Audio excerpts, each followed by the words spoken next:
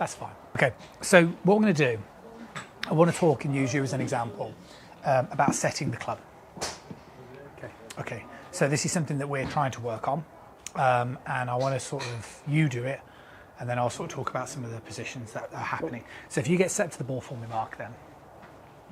So the first thing is understanding how we get from this position to, say, a takeaway position, right? So to hip high. And what Mark's going to demonstrate quite nicely is he's going to do what's known as an external rotation, which is this motion here, right? So if you take the club back about 3 feet, very good. So what we've sort of noticed is that it's this upper arm that does the majority of that movement to advance the club about 3 feet, correct? Yep. Good. To get from this position to hip high, all that Mark is going to do is allow an element of upper body rotation to happen, and that gets you into this type of position, right?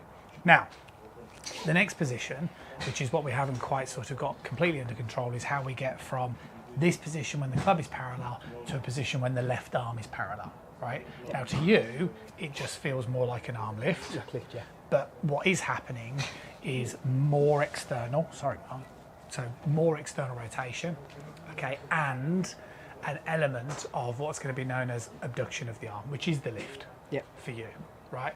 And this is key. So what we can kind of see at this position now is Mark has moved as efficiently as possible. There's not any excessive or unnecessary lower body movement, same with the upper body. So theoretically, this means that it's much easier to bring the hands and arms down, straightening as you would sort of turn through the ball. Yes? Yeah. Now, what I want to do is just do this again one last time for me.